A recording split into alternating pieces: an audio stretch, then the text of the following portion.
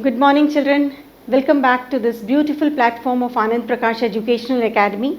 I am Chanda Bansal, Director of Anand Prakash Educational Academy, and for the last 13 years, we have been giving coaching for JEE as well as NEET, board exams, home exams, NTSC and Olympiads with all wonderful results. Our children have been selected in various exams. They came out in flying colors and we feel very proud of them.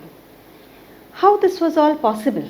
It was because they followed our mentorship and they had been very disciplined and very obedient students. So children, I do hope that you are there safe at home, preparing for your exams, upcoming exams for NEET and JEE, as well as for 2021 board exams. So through our video lectures we try to make things very simple. सिर्फ आपको regularly attend करने हैं live lectures, video lectures, and जो भी questions दिए हैं उनको आपको सॉल्व करना है और कंटिन्यूस रेगुलर प्रैक्टिस. बिगनिंग से आपको ये बताया गया है कि 65% इम्प्लीमेंटेशन जब तक नहीं होगा, जब तक इतनी प्रैक्टिस नहीं होगी, रिजल्ट आना मुश्किल होगा. So you have to be very serious. Regularly attend all the classes and keep on practising. हमने एक बहुत ही इंटरेस्टिंग टॉपिक स्टार्ट किया था, दैट वाज सॉल्यूशंस. बहुत सारी चीज़ें इसमें हमने बहुत सारे टॉपिक्स कवर कर लिए हैं. एंड अब एजियोट्रोपिक मिक्सचर के बाद हम आते हैं हेनरीज लॉ पे. हेनरीज लॉ एक रिलेशन है between partial pressure of the gas as well as the solubility. जब बात आती है सॉल्युबिलिटी की तो उसमें solids are soluble in liquids. उस कंडीशन में डिफरेंट फैक्टर्स हैं जो रिस्पॉन्सिबल होते हैं. सॉलिड कब ज़्यादा ईजिली डिजॉल्व होता है, कब उसकी सॉल्युबिलिटी ज़्यादा होती है, जब टेम्परेचर हाई होता है. लेकिन सॉलिड्स के लिए what is not important, pressure is not important. Pressure का सॉल्युबिलिटी पे कोई भी इफ़ेक्ट नहीं है. किस कंडीशन में? Dissolution of solids in liquids. जब हम solubility of solids in liquids देखते हैं. अब ये जो हेनरीज लॉ है ये रिलेट करता है solubility of gases in liquids. तो गैसेस इन लिक्विड्स अगर इनकी हमको सॉल्युबिलिटी देखनी है, सो आपको क्या देखना पड़ेगा उसमें? उसकी सॉल्युबिलिटी किस कंडीशन पे इंक्रीज़ होती है? जब प्रेशर ज़्यादा है तो उसकी सॉल्युबिलिटी भी ज़्यादा है. एग्जाम्पल के तौर पे एरेटेड ड्रिंक ले लो आप, उसमें कार्बन डाइऑक्साइड ऐड करो. कार्बन डाइऑक्साइड की सॉल्युबिलिटी कब ज़्यादा होगी? जब वो ज़्यादा प्रेशर पे ऐड किया गया है. Means when pressure of carbon dioxide is more, it's solubility is also more. यही चीज़, यही रूल, यही लॉ हेनरी ने बताया था कि pressure of any gas is directly proportional to solubility. Solubility को रिलेट किया है मोल फ्रैक्शन से. सो partial pressure of a gas is directly proportional to its solubility. That means it is directly proportional to its mole fraction. So P will be equal to KH into X. इस proportionality को remove करने के लिए कौन सा constant use किया है? Henrys constant. Henrys constant है KH. So P is equal to KH into X. ये लॉ कहलाता है हेनरीज लॉ. जब इसके लिए ग्राफ बनाया जाता है which is relating pressure and solubility, तो ये ग्राफ भी स्ट्रेट लाइन ग्राफ होता है जो इंडिकेट करता है कि pressure of a gas and solubility is directly related together. So जब इसकी बात आती है, नेक्स्ट है इसके एप्लीकेशंस क्या हैं. मीन्स अगर हमको देखना है कि पार्शियल प्रेशर और सॉल्युबिलिटी का रिलेशनशिप है और डायरेक्टली रिलेटेड है as per Henry's law, so what are the exact applications. पहला एप्लीकेशन तो है एरेटेड ड्रिंक. कि एरेटेड ड्रिंक में जितना ज़्यादा प्रेशर होगा कार्बन डाइऑक्साइड का उतनी ही उसकी डिसोल्यूशन होगी। That is one thing. Second चीज़ है, हाई ऑल्टीट्यूड पे पार्शियल प्रेशर ऑफ ऑक्सीजन बहुत ही कम होता है।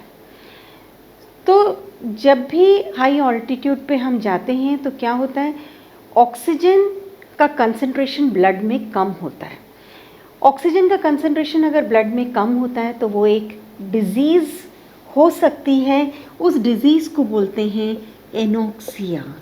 तो इसमें आप बोलोगे कि ब्लड ऑक्सीजन कंसंट्रेशन कम होता है हाई ऑल्टीट्यूड्स में, मतलब प्रेशर कम है तो सॉल्युबिलिटी कम है, वहाँ पे प्रेशर और सॉल्युबिलिटी का रिलेशनशिप है। तो इस कंडीशन में क्या होगा, टिश्यूज़ को ऑक्सीजन कम मिलेगा। टिश्यूज़ को ऑक्सीजन कम मिलता है तो ये कंडीशन कहलाती है एनोक्सिया, और सीवियर केसेस में एनोक्सिया से डेथ भी हो सकती है, because tissues are not getting oxygen, so they can not respire. तो अल्टीमेटली ये कंडीशन किस में लीड कर सकती है, डेथ में भी। थर्ड कंडीशन है स्कूबा डाइवर्स। आपको पता होगा स्कूबा डाइवर्स जब वो सी के डेप्थ में जाते हैं, जितनी ज़्यादा सी की डेप्थ होगी उतना ही प्रेशर ऑफ गैसेस ज़्यादा होंगे। तो जब स्कूबा डाइवर एकदम डीप सी पे जाते हैं तो क्या होगा, क्योंकि गैसेस का प्रेशर भी बहुत ज़्यादा है तो गैसेस का डिसोल्यूशन ज़्यादा होगा। तो ज़्यादा गैसेस की सॉल्युबिलिटी हो जाएगी कहाँ पे, ब्लड के अंदर। So pressure is high, so dissolution of gas is high, so blood में वो गैसेस ज़्यादा मिक्स हो जाएंगी, उनका कंसंट्रेशन ज़्यादा होगा, डिसोल्यूशन ज़्यादा होगा। अब जब स्कूबा डाइवर्स सरफेस पे आने लगते हैं तो pressure in the sea is less, pressure कम हो जाता है गैसेस का, तो अल्टीमेटली क्या होगा, उनकी डिसोल्यूशन कम हो जाएगी। तो नाइट्रोजन जिसका कंसंट्रेशन सबसे ज़्यादा है, नाइट्रोजन का भी डिसोल्यूशन या सॉल्युबिलिटी कम हो जाएगी। तो जैसे जैसे नाइट्रोजन बाहर आएगा ब्लड से तो वो बबल्स बनाने लगता है, कहाँ पे, ब्लड कैपिलरीज में। उन बबल्स के बनने से क्या होगा, एक कंडीशन होती है, एक डिजीज़ होती है, that is called as bends. इस कंडीशन में क्या होता है, लंग्स अफेक्ट हो सकते हैं, हार्ट अफेक्ट हो सकता है, ब्रेन अफेक्ट हो सकता है, और बहुत जो भी एरिया अफेक्ट हो रहा है वहाँ पे बहुत सीवियर पेन होता है। सो इसलिए कुछ अमाउंट हीलियम का मिक्स किया जाता है along with all other gases। तो ये इंडिकेट क्या कर रहा है कि पार्शियल प्रेशर एंड सॉल्युबिलिटी आपस में डायरेक्टली रिलेटेड हैं। ठीक है, सो 3 एप्लीकेशंस मैंने आपको बताए हैं। एक है स्कूबा डाइवर्स वाला, क्योंकि गैसेस की सॉल्युबिलिटी कम होती है सरफेस पे तो वो in the form of bubbles वो बाहर आने लगते हैं, और वो कौन सी कंडीशन हो जाती है, बेंड्स। ऐसे ही नेक्स्ट वाली कंडीशन आपको हाई अल्टीट्यूड पे बताया, पार्शियल प्रेशर ऑफ ऑक्सीजन बहुत कम होता है, सो ब्लड ऑक्सीजन कंसंट्रेशन कम हो जाता है, जिसकी वजह से कौन सी डिजीज़ हो सकती है, एनोक्सिया, जो अल्टीमेटली डेथ भी हो सकती है एनोक्सिया की वजह से। और एक कंडीशन हमने देखा है that is about aerated drinks. Aerated drinks में कार्बन डाइऑक्साइड को ज़्यादा डिसॉल्व करना है तो जितना ज़्यादा प्रेशर होगा उतना उसका डिसोल्यूशन ज़्यादा होगा। तो Henry's law is a very good concept and very important concept. इससे रिलेटेड न्यूमेरिकल जो हम ले रहे हैं वो एनसीईआरटी का न्यूमेरिकल है, बहुत अच्छा क्वेश्चन है, इसको हम यहाँ पे सॉल्व करेंगे इसी फॉर्मूले को यूज़ करते हुए। एनसीईआरटी आपको पता है कि एनसीईआरटी में बहुत अच्छे क्वेश्चंस हैं, सारे क्वेश्चंस वहाँ के सॉल्व करो, बिकॉज कॉम्पिटिटिव एग्ज़ाम्स में, बोर्ड एग्ज़ाम्स में क्वेश्चंस वहीं से फ्रेम होके ही आते हैं। सो you have to be confident about every question which is there in NCERT. Nitrogen, if nitrogen is bubbled through water, water के अंदर नाइट्रोजन ऐड किया है at 293 Kelvin, आपको कैलकुलेट करना है how many millimoles of nitrogen would dissolve.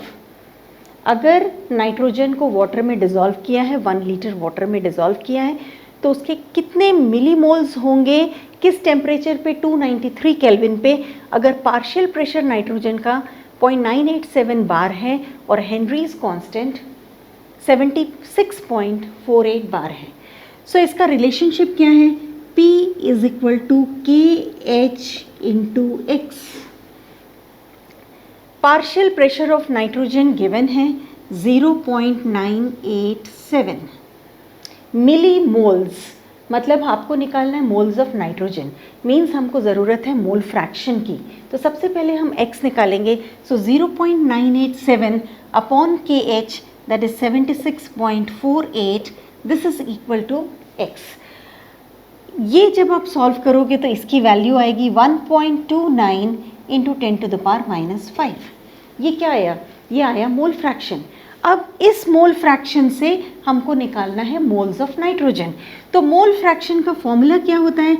x is equal to NB upon Na plus NB, means moles of nitrogen upon total moles.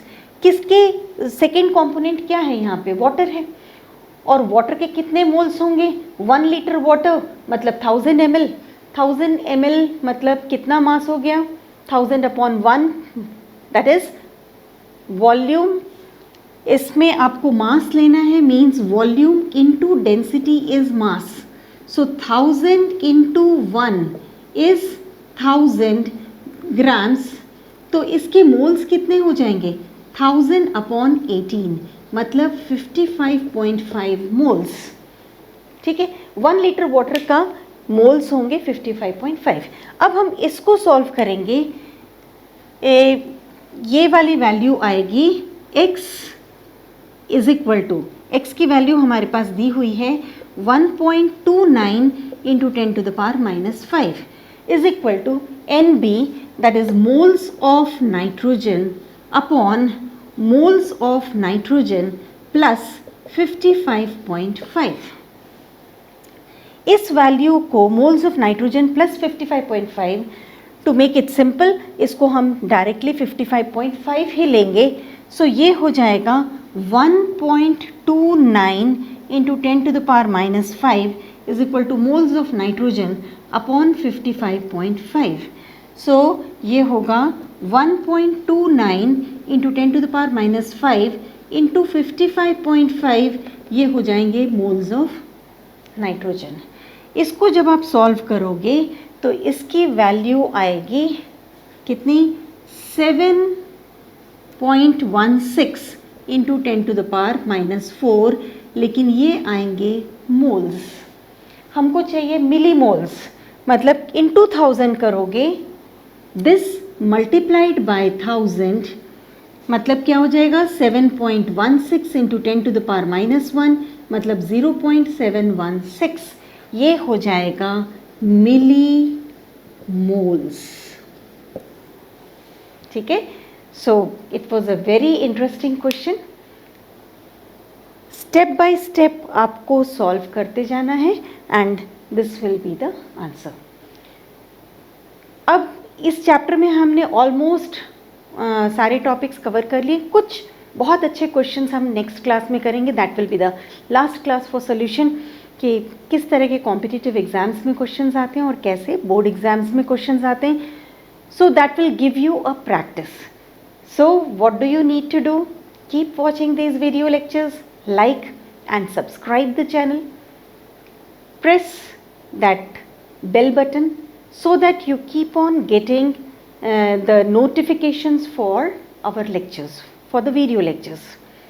Till then, thank you so much.